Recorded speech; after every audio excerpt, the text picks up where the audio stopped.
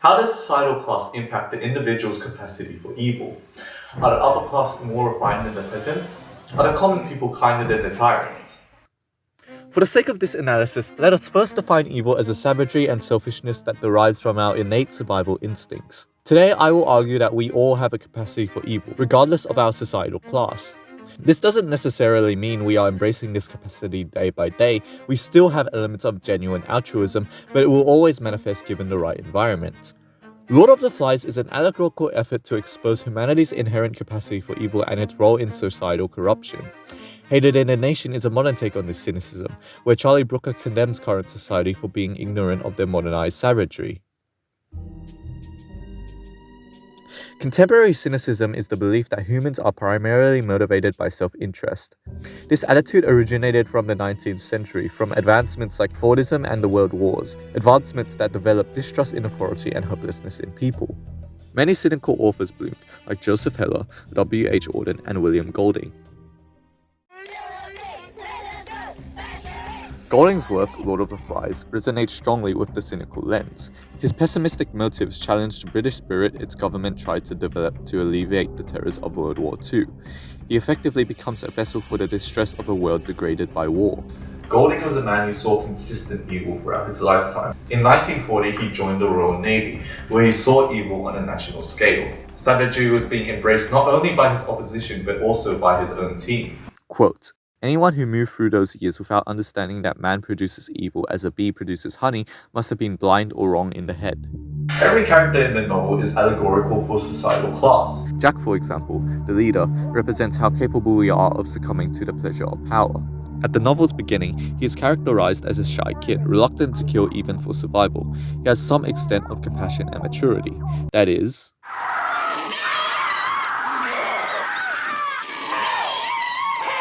until this event. "I cut the pig's throat," said Jack proudly, and yet twitched as he said it. Golding's deliberately strange sentence structure, the caesura, the diction, connotes that Jack has begun the confronting process of abandoning compassion for survival. The word proudly makes it evident that he feels pleasure from both overcoming his inhibitions and having power over one's life. And from this moment on, we can see him further pursuing this pleasure, whether it's through more hunting or gaining societal power. He forms his own tribe, tortures those who oppose him, and he starts an island-wide hunt just to kill Ralph. Through the cynical lens, we recognize that the pig's death didn't make him eviler, it only led him to embrace his capacity for evil. He was always enjoying the pleasure of power in minor ways, but he was holding back before the kill. When first introduced, he already tries to overthrow Ralph, and he constantly picks on Piggy. Shut up, fatty! Thus, Golding created Jack to show us that we all have inherent evil, and the pursuit of power leads us to embrace it. Now, Jack is quite skillfully characterized, but there's also Roger, whose simpler depiction best shows Golding's cynical motives. Roger is Jack's right-hand man, representing the upper class. Like Jack, he initially refrained from cruelty. Unlike Jack, it was not because he had compassion. It was because he was conditioned. Early in the novel, Roger sadistically throws rocks at a little un, but intentionally misses. Here, invisible yet strong, was the taboo of old life. Roger's arm was conditioned by a civilization that knew nothing of him and was in ruins. This quote elucidates Golding's belief that society is ineffective at true nurture. Later in the story, Roger overcomes these old societal restrictions with paint and spears and becomes the most violent character on the island. Such morbid characterization is Golding's depiction of modern society's futility in restricting one's inner savagery. However, power is not the only thing that reveals our innate evil. The rules! You're breaking the rules! Who cares? The common people, the little uns, reveal the role of sloth in developing savagery. This hedonistic community followed anyone, disregarding morals or long-term goals as long as their immediate needs were satisfied in the short term. Who'll join my tribe? From indecisive Ralph to cruel Jack, the ignorance leads to wildfires, barbaric chanting, and the death of Simon. Golding shows us that by not trying to improve our environment, we will descend into savagery. Overall, analyzing Golding's social allegory through a cynical lens reveals that every societal class has a capacity for evil. Jack, the leader, was tyrannical in his pursuit of power. Roger, the upper class, consistently accepted evil thoughts and was only restrained from acting on them. The little uns, the common people, were hedonistic, which led to savagery. Everyone has innate evil, and given the right environment like the island, they will embrace it.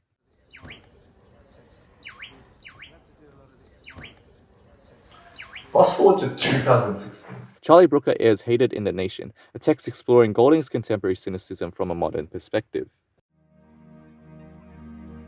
This was a year where war was a distant nightmare, and unease was instead shifted towards the convoluted nuances of technology. Thus, Brooker represents 21st century technology cynically, advocating its role in manifesting our innate savagery. It's one of those bee things. An ADI. Robotic bees are a satirical symbol for humanity's destructive power. In this episode, humanity brought bees to their extinction and made robots to imitate their environmental role. Such irony reflects real-world concerns of industrial technology causing pollution, a concern which itself validates the cynical lens, as we are so eager to innovate that we disregard the environment.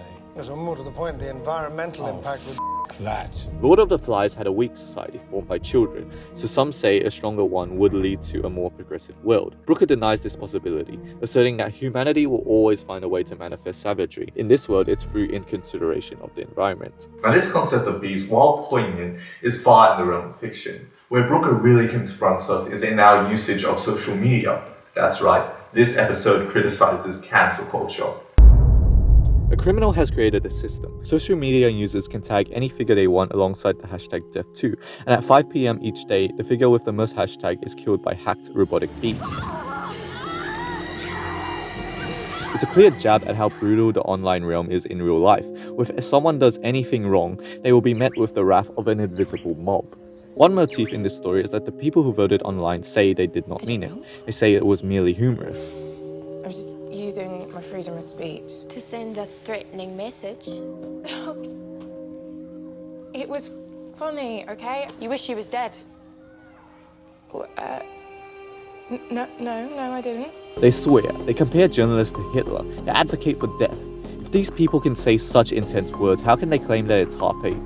No. Analyzing this motif through a cynical lens, this isn't funny. This is who they are, what the kids of Lord of the Flies embrace.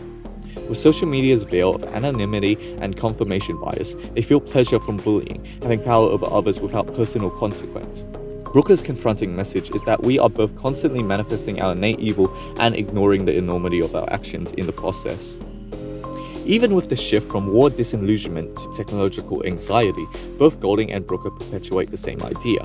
Innate evil is consistent throughout every societal class. Thus, Golding's cynicism is relevant both in his time and ours.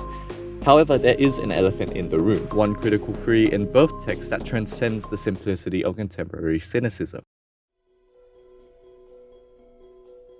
There's a strange presence of optimism in both texts, moments where characters display critical thoughts. Humanistic psychology was a paradigm spearheaded by psychologist Abraham Maslow. In response to standard psychology being deeply pessimistic, Maslow aimed to explore the mind holistically rather than as sum of its parts. Humanistic psychology proposes that a positive environment, one that fulfills physical and psychological needs, will lead an individual to form an objective self-image, allowing them to resist their inherent savagery. Meanwhile, a hostile environment, like in our text, will give an individual a subjective self-image, where they will ignore their flaws, thereby inviting evil. This perspective was popularized in the 1950s, and since Golding published Lord of the Flies in 1956, he adopted this attitude, seen primarily through Simon. Simon became inarticulate in his effort to express mankind's essential illness. Inspiration came to him. What's the dirtiest thing there is? As an answer, Jack dropped into the uncomprehending silence that followed it the one crude expressive syllable. Golding's binary opposition between Simon's confronting question and Jack's immature answer elucidates the importance of environment in exposing innate evil. All Jack prioritizes on the land is survival and the pursuit of power. He's not going to be thinking about morality when he's killing pigs. He conceives a dirty object. Simon thinks beyond his physical surroundings, observing civilization degrading through an uncertain environment. He conceives a dirty idea. The dichotomy between these two characters emphasizes that humans have potential for both evil and intelligence, and the environment decides what we select, aligning with the lens of a humanistic psychology. But why would Golding choose to be optimistic in such bleak literature? While Golding did experience the evils of mankind, he was also a middle-class citizen, a suitable environment for him to develop genuine altruism.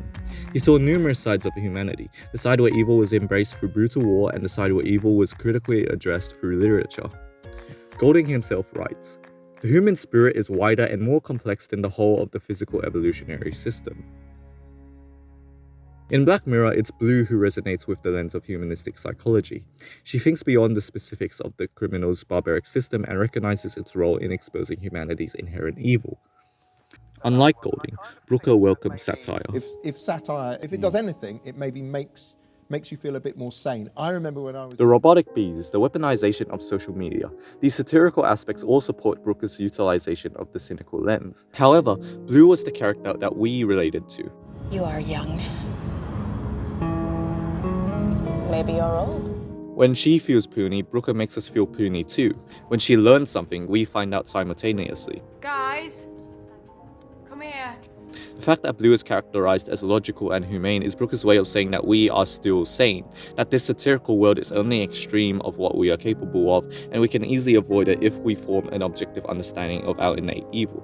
Just like Simon being a symbol of possible moral evolution in an inherently evil society, Blue is a symbol for hope in humanity, and its corroboration reinforces Lord of the Flies' humanistic psychology. Yeah, well, I read up on it. It's impressive. It is. Going back to our original question, how does societal class impact the individual's capacity for evil? Final answer, it does not.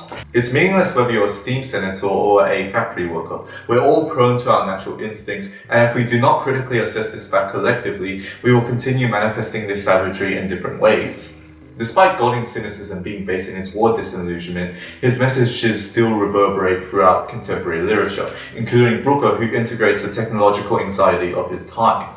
While these stories are deeply cynical, both retain an aspect of humanistic psychology because we are capable of recognizing our innate evil and evolving past it.